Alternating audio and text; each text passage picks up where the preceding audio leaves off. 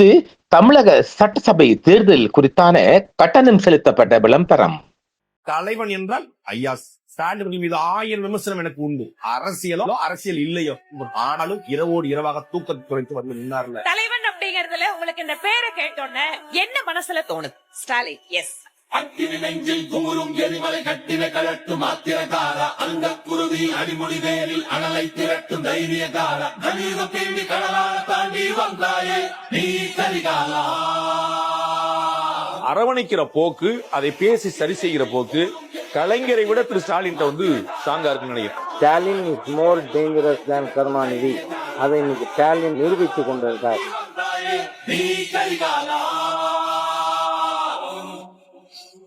கலியுகம் தேடி கடலால தாண்டி வந்தாயே நீ கரிகாலா.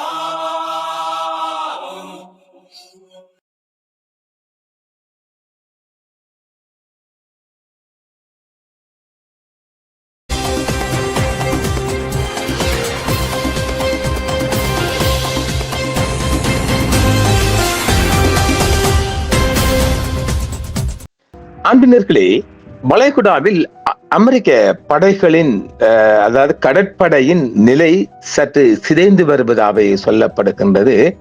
அமெரிக்காவின் 2வது விமானந்தாங்கி கப்பலும் தீப்பிடித்து எரிந்திருக்கின்றது. இதை அமெரிக்கா மறைத்திருக்கின்றது.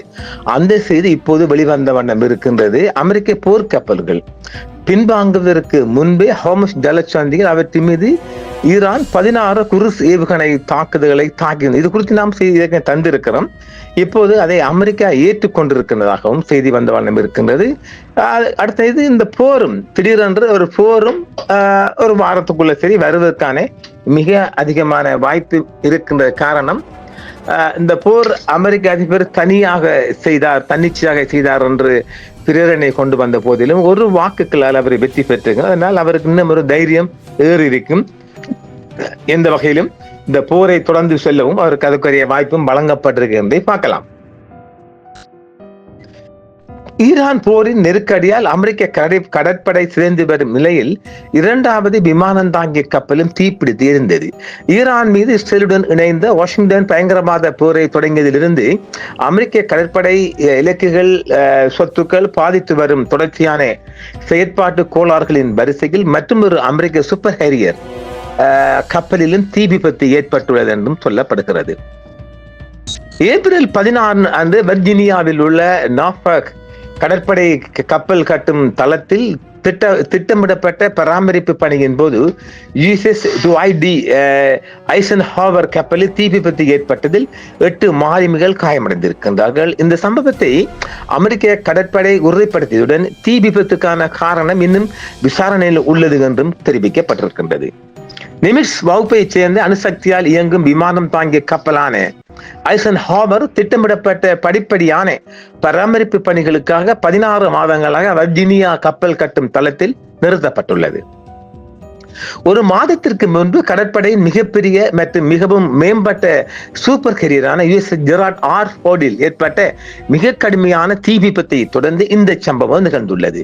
அந்த தீயை கட்டுப்படுத்த கிட்டத்தட்ட 30 மணி நேரம் ஆனது என்றும் அது 600க்கும் மேற்பட்ட மாலுமிகளை படுக்கை வசதியின்றி தவிக்க விட்டது என்றும், மேலும் $13 பில்லியன் மதிப்பிலான அந்த கப்பலை பழுதுபார்ப்பிற்காக கிரீஸில் உள்ள சூடா விரிகுடாவிற்கு பின்வாங்கும்படி கட்டாயப்படுத்த என்றும் கூறப்படுகிறது.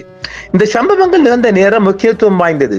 ஈரானுக்கு எதிரான அமெரிக்கா ஆஸ்திரேலிய கூட்டு தீவிரவாத போரின் மத்தியில் 2 விமானந்தாங்கிய கப்பல்களும் மேற்காசிய போர்க்களத்திலோ அல்லது அதற்கு அருகிலோ இயங்கிக் கொண்டிருந்தன.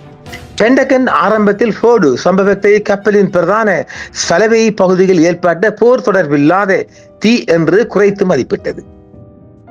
இந்த விளக்கத்தை இஸ்லாமிய புரட்சி காவல் படை அபத்தமானது என்று நிராகரித்தது. செங்கடலில் விமானம் தாங்கிய கப்பல் இருந்ததால் அது ஈரானிய ஆயுத படைகளுக்கு ஒரு முறையான இலக்காக அமைந்தது என்று ஃபோர்டு பின்வாங்கியதை தொடர்ந்து IRGC கூறியது. இது கப்பலின் பின்வாங்கல் தற்செயலானது அல்ல, மாறாக போர் தொடர்பானது என்பதை குறிக்கிறது. ஐசன்ஹாவர் தீ விபத்து அமெரிக்க கடற்படையின் வலிமையை வெளிப்படுத்தும் ஒரு ஆழமான நெருக்கடியை பிரதிபலிக்கிறது. பிராந்தியத்திலிருந்து வரும் அறிக்கைகளின்படி February 28 அன்று நடவடிக்கைகள் தொடங்கியதிலிருந்து அமெரிக்க படைகள் கணிசமான இழப்புகளை சந்தித்துள்ளன. போர் விமானங்கள், ட்ரோன்ஸ்கள் மற்றும் எரிபொருள் நிரப்பும் தளங்கள் உட்பட சுமார் 16 விமானங்கள் விபத்துக்குள்ளாகின அல்லது சுட்டு வீழ்த்தப்பட்டன என்றும் தெரிவிக்கப்படுகிறது. $245 மில்லியன் மதிப்புள்ள MQ-4C ரைஸ்டன் கண்காணிப்பு ட்ரோன் ஒன்று ஹார்முஸ் ஜலசந்திக்கு மேலே பறக்கும் போது அவசர நிலையை அறிவித்த பின்னர் ஏப்ரல் 9 அன்று பார்சிக வளைகுடாவில் விழுந்து நுழைங்கியது என்று சொல்லப்படுகிறது. இந்த செய்தி நாம தந்திருக்கிறோம். கடந்த மாதம் செங்கடலில் ஈரானிய ஆயுத படைகளால் USS ஜெரால்ட் ஃபோர்டு போர்க்கப்பல் மீது 17 கோணங்களில் ஒருங்கிணைக்கப்பட்ட தாக்குதல் நடத்தப்பட்டதாக அமெரிக்க அதிபர் டொனால்ட் ட்ரம்ப் ஒப்புக்கொண்டிருக்கின்றார்.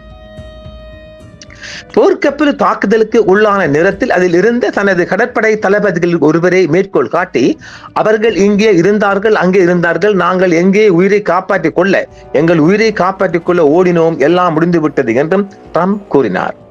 ஈரானின் ஆயுத படைகள் இதற்கு முன்னர் மற்றொரு அமெரிக்க விமானம் தாங்கி கப்பலான USS ஏப்ரஹாம் லிங்கன் மீது வெற்றிகரமான ட்ரோன் மற்றும் ஏவுகணை தாக்குதல்களை நடத்தியதாகவும் அறிவிக்கப்பட்டுள்ளது.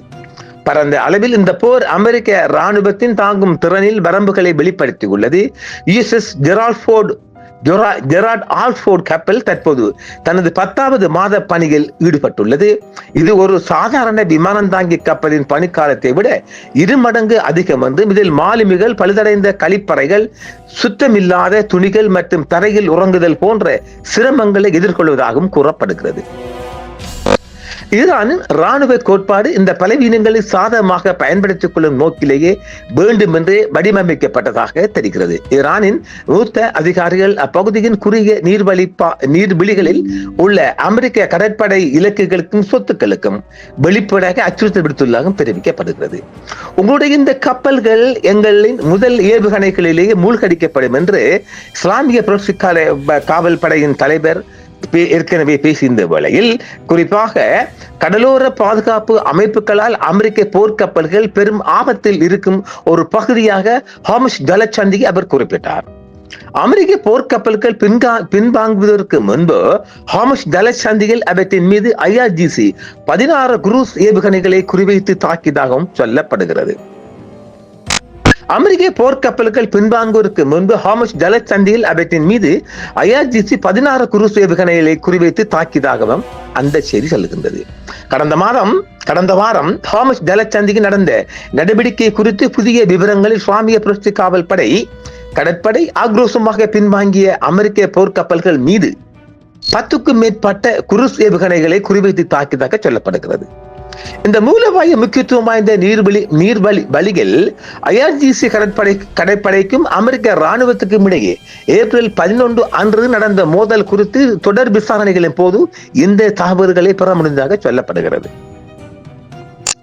அமெரிக்க போர்க்கப்பல்களான USS மைக்கேல் மர்பி DDG-112 மற்றும் USS பிராங்க் E. பீடர்சன் DDG-121 இந்த செய்தி நாம தந்திருக்கிறோம். ஆகியவை ஈரானிய கடற்படையின் ஆரம்ப கட்ட எச்சரிக்கைகளை கேட்க தவறதை தொடர்ந்து IRGC கடற்படை அந்த கப்பல் மீது 16 குரூஸ் ஏவுகணைகளை குறிவைத்து தாக்கி இருக்கின்றது. சில நிமிடங்களுக்குள் ஹார்முஸ் ஜலசந்தியிலிருந்து பின்வாங்கவில்லை என்றால் ஏவுகணைகள் ஏவப்படும் என்று எதிரி படைக்கு பின்னர் எச்சரிக்கை விடுக்கப்பட்டது. தாக்குதல் உடனடியாக நிகழவிருக்கிறது என்பதில் அமெரிக்க படைகள் உறுதியாக இருந்ததால் அவர்கள் IRGC கடற்படையிடமிருந்து 15 நிமிட தாமதத்தை கோரினர். புதிய தகவலின்படி அமெரிக்க ராணுவ வீரர்கள் அந்த நேரத்தை பயன்படுத்தி மோசமான சூழ்நிலையை தங்கள் கட்டளை மையத்திற்கு தெரிவித்து மேலதிக உத்தரவுகளை பெற முயன்றுள்ளனர். ஈரானிய படைகள் கடைபிடித்த நிதானத்தின் காரணமாக இந்த பதட்டமான வாக்குவாதம் 1 மணி நேரத்துக்கும் குறைவாக நீடித்தது. சிறிது நேரத்துக்கு பிறகு அமெரிக்க போர்க்கப்பல்கள் அப்பகுதியில் இருந்து வேகமாக தப்பி சென்றதாக சொல்லப்படுகிறது. ஏப்ரல் 12 அன்று ஒரு விசாரணையில் இஸ்லாமாபாத்தில் நடந்த பேச்சுவார்த்தைகளுடன் ஒத்துப்போகும் வகையில் திட்டமிடப்பட்ட ஒரு தோல்வியுற்ற பிரச்சார தந்திரமாகவே ஹார்முஸ் ஜலசந்தி வழியாக 2 போர்க்கப்பல்களை செலுத்த அமெரிக்க ராணுவம் மேற்கொண்ட முயற்சி முடிந்தது என்றும் தெரிய வந்துள்ளது. உயர்மட்ட ராணுவ பாதுகாப்பு வட்டாரங்கள் வழங்கிய தகவல்களின் அடிப்படையில் பாகிஸ்தான் தலைநகரில் நடந்த ஈரான் அமெரிக்க பேச்சுவார்த்தைகளில் செல்வாக்கு செலுத்தும் நோக்கில் மேற்கொள்ளப்பட்ட ஒரு தோல்வியற்ற பிரச்சார நடவடிக்கையாக ஹார்முஸ் ஜலசந்தி வழியாக அதிக ஆபத்து நிறைந்த பயணத்தை மேற்கொள்ள முயன்ற அமெரிக்க கடற்படை போர்க்கப்பல்கள் சில நிமிடங்களில் முழுமையாக அழிக்கப்படும் நிலைக்கு வந்தன என்றும் அந்த அறிக்கை தெரிவிக்கின்றது.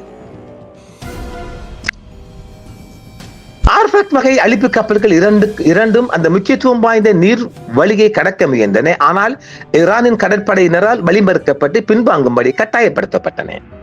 அமெரிக்காவின் இந்த முயற்சி அமெரிக்காவிற்கும் அதன் இராணுவத்திற்கும் எளிதில் ஒரு பேரழிவாக மாற இருக்கக்கூடிய மிகவும் அபாயகரமான ஒரு நடவடிக்கை என்று கண்டறியப்பட்டிருக்கின்றது.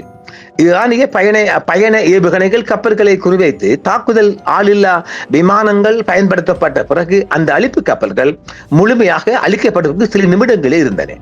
தங்கள் அடையாளத்தை போலியாக காட்டி அந்த அழிப்பு கப்பல்கள் ஒமானுக்கு சொந்தமான வர்த்தக கப்பல்கள் போலவும் ஒமான் கடலில் தென்பகுதியில் கடலோர போக்குவரத்தில் ஈடுபட்டிருப்பதாகவும் தங்களை காட்டிக்கொள்ள முயன்றனர் என்பதை அந்த விசாரணை மேலும் வெளிப்படுத்தி இருக்கின்றது. போர் நிறுத்தத்தின் போது ஈரானிய படைகள் அலட்சியமாக இருக்கலாம் என்று எதிர்பார்த்து அந்த அழிப்பு கப்பல்கள் மறைவாகவும் ஏமாற்றியும் கடந்து செல்ல அதிக ஆபத்தை எடுத்துக்கொண்டு கடற்கரைக்கு மிக அருகிலும் ஆழமான நீர் வழியாகவும் ஒரு பாதையை தேர்ந்தெடுத்தன. இருப்பினும் புஜாராவை சுற்றி ரோந்து பணியில் ஈடுபட்ட IRGC கடற்படையினர் அந்த ஏமாற்று வேலையை ஏற்கனவே கண்டறிந்து விரைவான நடவடிக்கைகளை எடுத்திருந்தனர். ஈரானின் கடற்படையின் தயார் நிலையை சோதிக்கும் பொருட்டு போர் நிறுத்தத்தை சாதகமாக பயன்படுத்திக் கொள்ளும் நோக்கிலேயே அந்த தோல்வியுற்ற நடவடிக்கை திட்டமிடப்பட்டிருந்தது என விசாரணைகளில் மேலும் தெரிய வந்திருக்கின்றது. ஆக மிகப்பெரிய ஒரு இறுக்கமான நிலைக்குள் தான் அமெரிக்க படைகள் இருந்து வருகின்றது என்பது இப்போது திட்ட தெளிவாக உலகுக்கு வெளிவந்திருக்கின்றது. இந்த செய்தி அமெரிக்காவில் பெரும் செய்தியாக எடுபட்டாலும் தற்போது அமெரிக்க அணி கொடுத்திருக்கின்ற அதிகாரம் இவருக்கு அதிகம் ஒரு வாக்குகளால் வெற்றி பெற்றிருப்பதால் அவர் கண்டமாடி ஆடுவார், நினைத்ததை செய்வார் என்றுதான் பார்க்கலாம். மற்றொரு செய்தியில் சந்திப்போம் நேர்களே. என்றும் உங்களுடன் சன்ரைஸ் இந்தியா டிவி சப்ஸ்கிரைப் பண்ணுங்கள், பெல் பட்டனையும் கிளிக் செய்யுங்கள். உங்கள் ஆதரவே எங்கள் சேவை. ஆதரவு தாருங்கள், அரவணைப்போம். மறக்காம சர்ப்ரைஸ் பண்ணுங்க. தேங்க்யூ.